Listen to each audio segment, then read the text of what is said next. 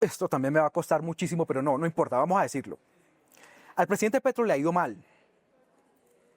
No lo han dejado gobernar, él tiene razones para decir eso, pero también a él le ha ido mal. Y uno no puede premiar esa ineficacia.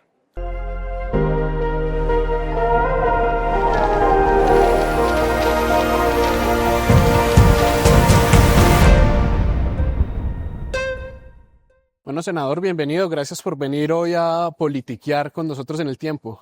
Mateo, un gusto, y después de como 1 año y medio que no venía aquí a las instalaciones del Tiempo, así que un honor siempre estar acá, que este edificio tan lindo. Está cambiado un poquito con respecto a la última vez. Está cambiado un poquito, pero además tiene mucho movimiento, ¿no? Hay mucha gente, lo cual les alegra que los medios de comunicación les vaya tan bien. Eso es la matriz de la democracia. Las caras han cambiado un poco también. Las caras sí han cambiado mucho. Eso sí, le pregunté por un montón de gente que conocía y que ya no está acá.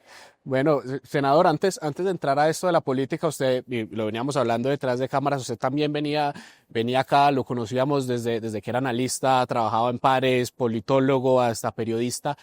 Cuéntenos un poco de esa época suya en Pares, que fue donde empezamos a hablar hace ya unos años. Yo me gradué de la Universidad Nacional en el año 2006 de Ciencia Política, y de ahí comencé a trabajar en una institución que se llamaba la Corporación Nuevo Arcoíris, que fue la que destapó la parapolítica. Casi media institución se tuvo que ir del país por amenazas.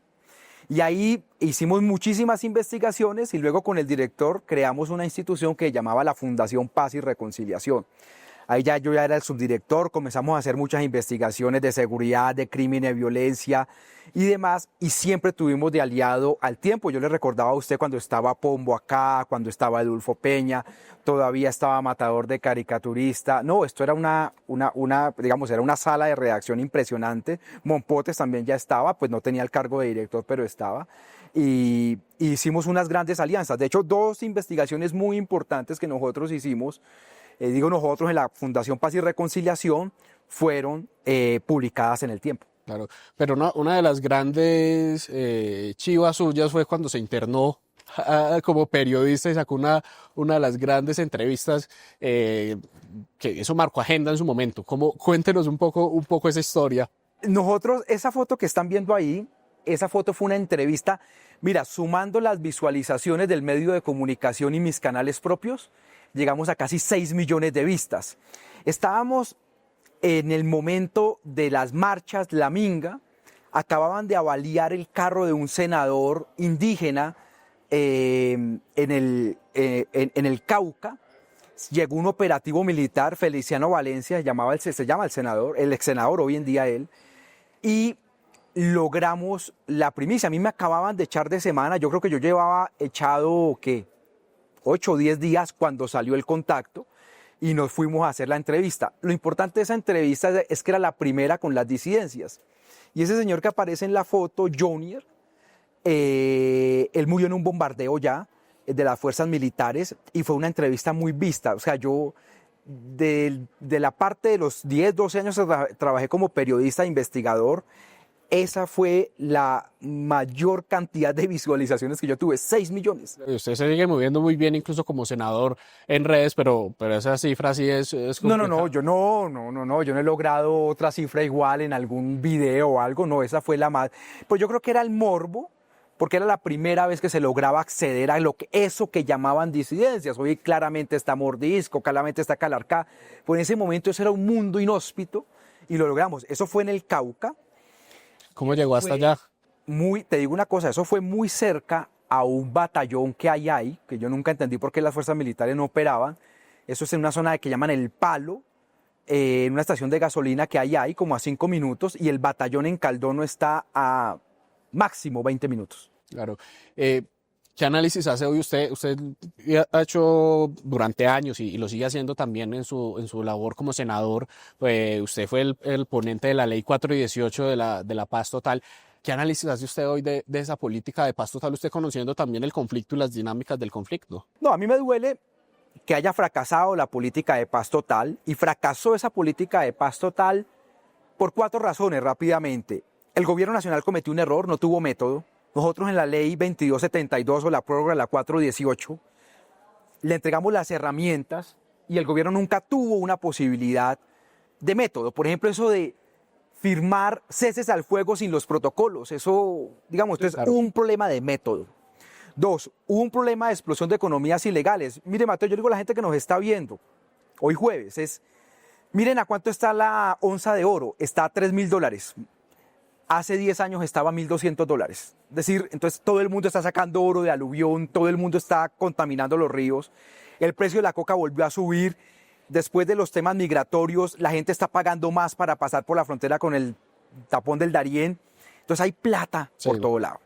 Tercero, las fuerzas militares no han podido encontrar un método para combatir estos grupos.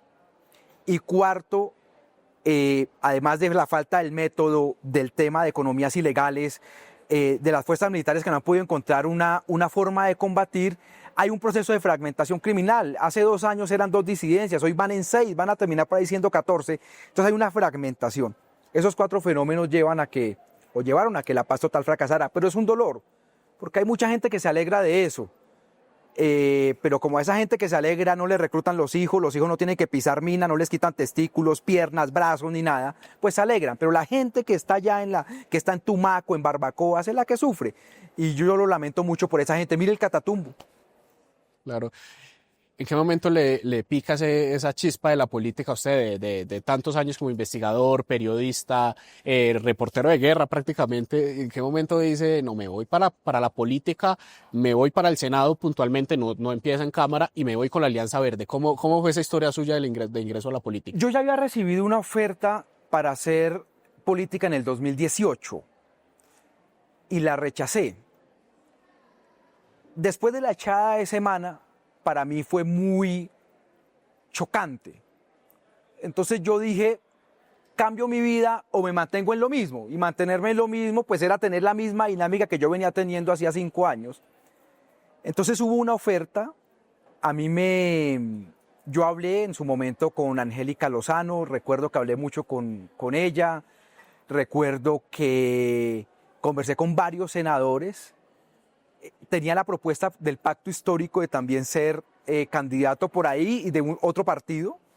Yo al final escogí la Alianza Verde por la independencia que da, por el tema de democracia interna, y tomo la decisión. Pero si usted me dice cuál fue el punto de choque, fue la echada de semana. Yo dije, yo ya aquí, no por mi forma de ser, esto que pasó no va a ser, yo cambio mi vida.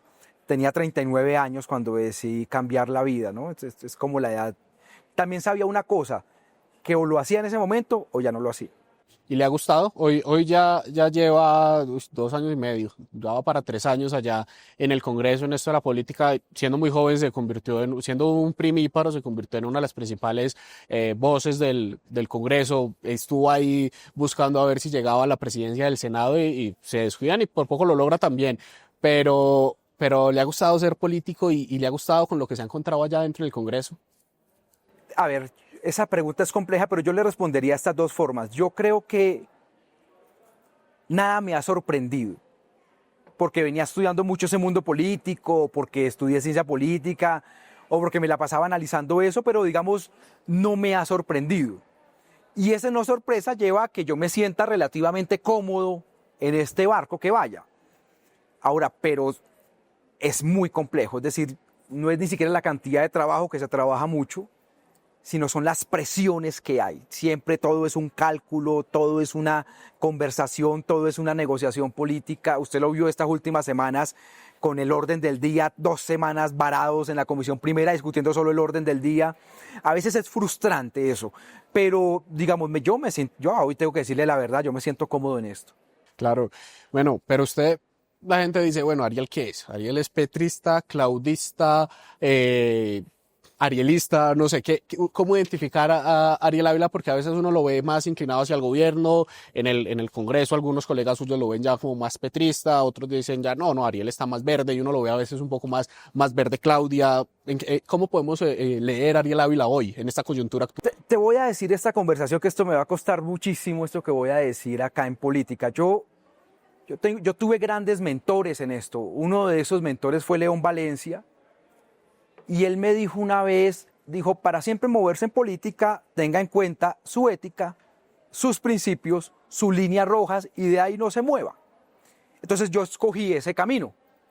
Y ese camino lleva a que el puro petrismo, el petrismo radical diga, no, ese tipo es un tibio igual a Fajardo, y el más centro y el más centro derecha antipetrista diga, ese es un mamerto, pues igual a todos ellos.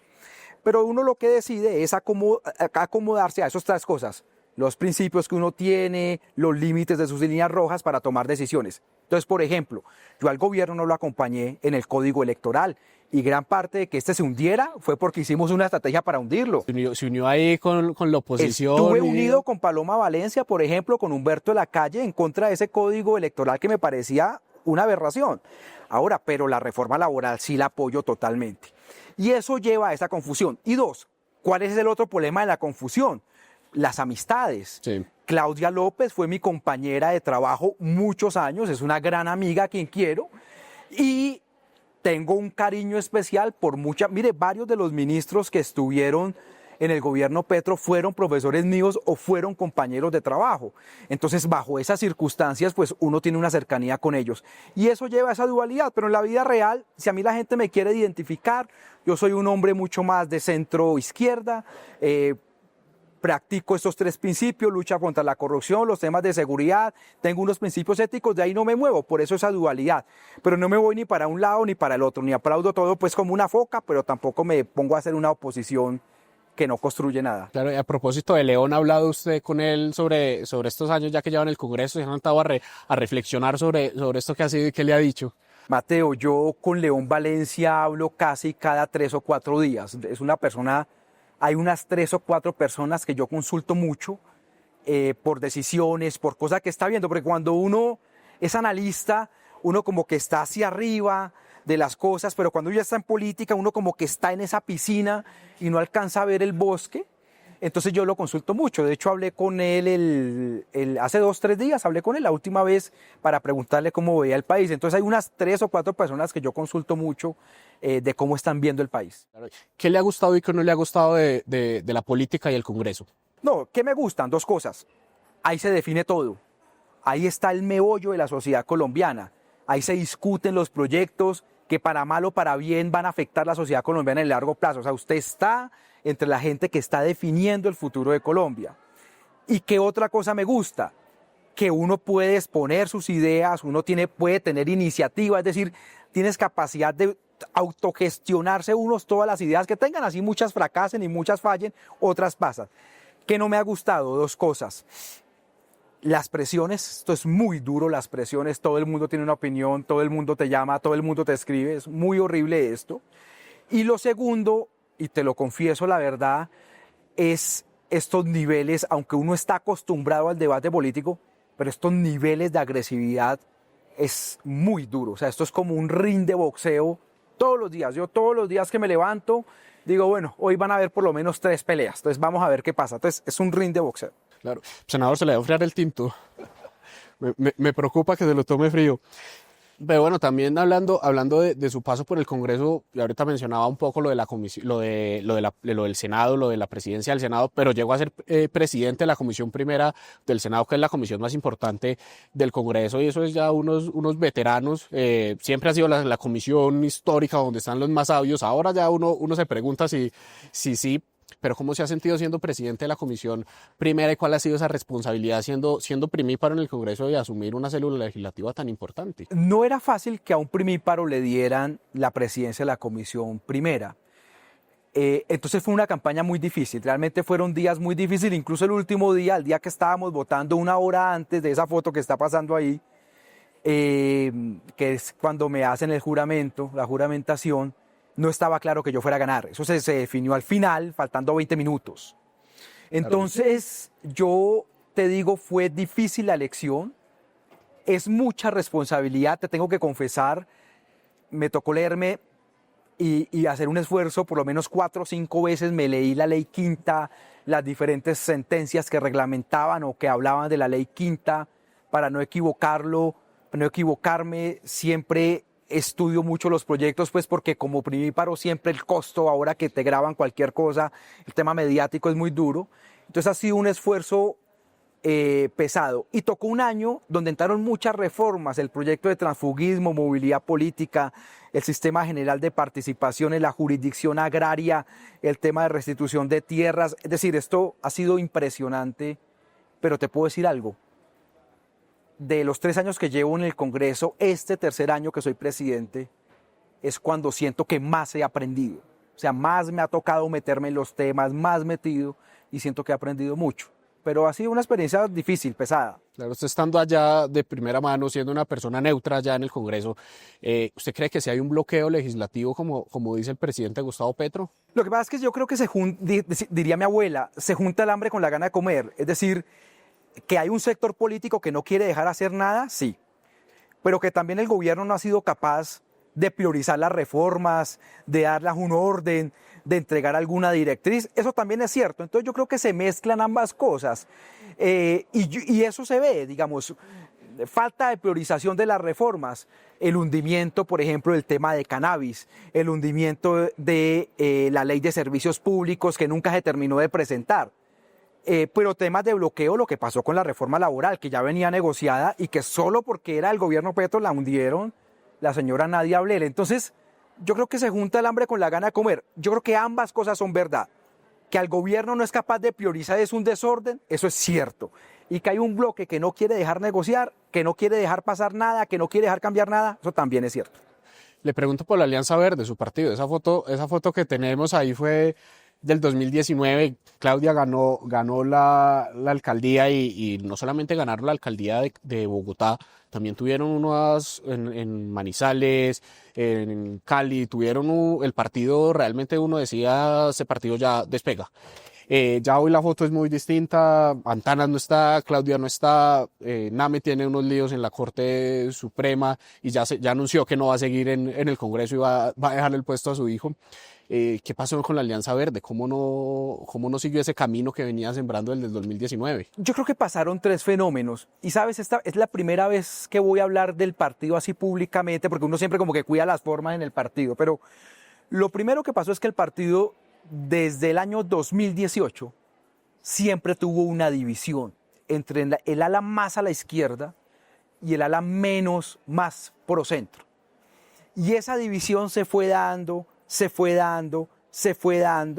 Por ejemplo, en su momento Claudia y Mocus en 2018 en el voto nacional fueron a apoyar a Petro.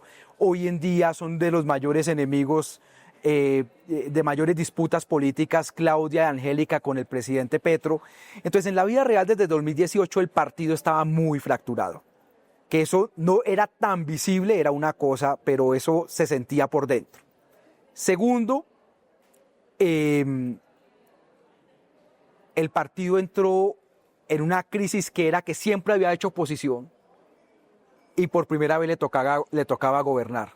Sí. Entonces se enfrentó ante 2 realidades, gente que nunca supo qué era ser gobierno y oposición, y la realidad es de que el poder corrompe. Entonces se encuentra el caso Name, el caso Sandra Ortiz, y eso termina pegándole la imagen al partido. Y lo tercero, que para mí pues es lo clave, lo que pasa es que esas fotos, esa no tanto, pero esa foto es la foto del partido hace unos años. Sí. Esa no es la foto actual. Y hoy el Partido Verde, yo no me siento representado por la dirección nacional de mi partido. Hay gente que lleva ahí 20 años que uno ni sabe cómo se llaman ni quiénes son. Entonces yo creo que el partido fue ganando y el partido no se fue reformando en el interior. Y eso llevó a esas 3 factores llevan a la crisis que tiene el partido Alianza Verde, con una tragedia, Mateo, y es que el partido iba a hacer una decisión para solucionar el problema ideológico y fracasó por los propios que pidieron la decisión, que además se pusieron a pelear y la decisión se cayó. Y a hoy no va a haber decisión. ¿Y por qué se cayó esa decisión? Un sector pidió la decisión, 5 congresistas, y Catherine Miranda, faltando un día para llegar al acuerdo, retiró la firma, anunció otra decisión con el senador J.P. Hernández y se cayó todo. O sea, los propios que pidieron la decisión sabotearon la decisión, porque nosotros ya estábamos de acuerdo con el dolor en el alma que teníamos de dividirnos, de darles que se fueran. Sí. Váyanse porque eso está iba a quedar. Yo me iba a quedar, yo hice un video, todos los votos que tenía el sector mío en el partido íbamos a votar para que se fueran y ellos mismos se sabotearon. Entonces ya no va a haber decisión porque ya los tiempos no dan, no hay un acuerdo, ya no va a haber. ¿Qué toca hacer? Un pacto de no agresión dentro del partido y aprender a convivir. Vivir como no se pudieron separar, pero les toca, no tienen Hacer más casas para dónde irse. Sí, no hay otra casa para dónde irse. Claro, y a propósito de eso, entonces, en el 2026 lo que les va a tocar es lo de siempre, dar libertad y que cada quien apoye al que... Yo creo que el partido tiene que dar libertad presidencial. Habrá un sector grande, que es lo que yo siento que está pasando ahorita, esto es lo que yo siento. Un sector grande que se va a ir con Claudia López, concejales, diputados, uno lo siente en el territorio, es la mayoría. Otro sector se va a ir con Sergio Fajardo, también en algunos territorios más fuerte, en Antioquia, el eje cafetero, algo en Bogotá. Y otro sector, también grande, se va con el candidato que ponga, o la candidata que ponga el petrismo. Digamos, yo creo que el partido, pero la única forma de lograr la convivencia interna es declarando la libertad presidencial. Claro.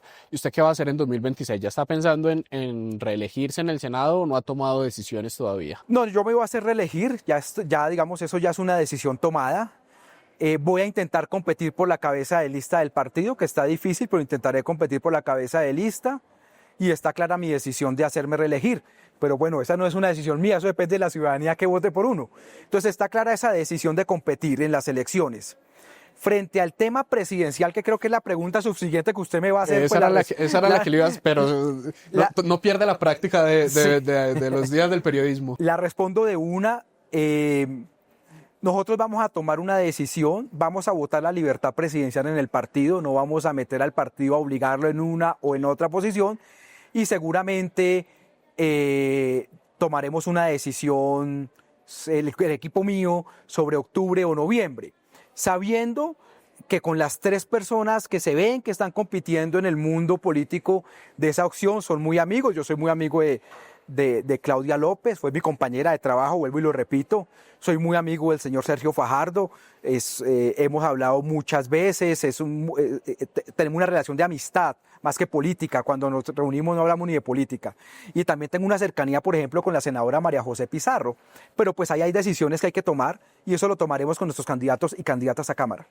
Sí, bueno, ya nos dice que no hay una decisión tomada, pero ¿cuál es el presidente que necesita Colombia en 2026? Esto es un tema comparativo. Yo creo que esto también me va a costar muchísimo, pero no importa, vamos a decirlo. Al presidente Petro le ha ido mal. No lo han dejado gobernar, él tiene razones para decir eso, pero también a él le ha ido mal. Y uno no puede premiar esa ineficacia. Pero el hecho de no premiar, de no volver a votar por ellos, porque yo voté la primera vuelta por Fajardo, la segunda vuelta por Petro, ahí hay una foto que está saliendo, que es en la que estoy con Petro, esa es la adhesión a segunda vuelta, Mateo. Sí. También le digo, no significa que yo vaya a votar por los que nos gobernaron 150 años, Centro Democrático, Cambio Radical. Yo además le digo una cosa, yo tuve una disputa política con Cambio Radical, Kiko Gómez, nosotros tenemos la información que me mandó a matar, siendo de Cambio Radical. Yo no voy a ir a hacerle oposición entonces al gobierno Petro a verme más uribista que Uribe o más vargallista que Vargalleras. Que entonces, si no vamos a premiar la ineficacia y no voy a volver atrás, significa que hay una tercera vía. Claro. Hay una tercera opción y eso es lo que vamos a buscar. Y ahí le respondo todo. Claro, algo de unidad, algo de unidad, de que centro, sea de diferente, calma. pero que no sea volver atrás. Eso sí, yo ni por Cambio Radical, ni pues, o sea, esa vaina, ya los falsos positivos lo pasamos a ingreso seguro, pero tampoco puedo premiar lo que ha salido mal. Entonces hay una tercera vía y eso te tiene que lograr un gran proceso de unidad en el centro izquierda, es donde yo aspiro a que se dé. Senador, gracias por habernos acompañado en este espacio.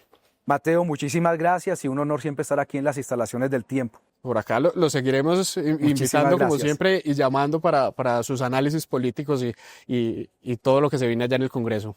Muy amable, aquí, bueno, va a ser unos 2 o 3 meses muy agitados. Yo creo que ya después de julio calma, pero de aquí al 20 de junio esto va a ser movidito allá en el Congreso.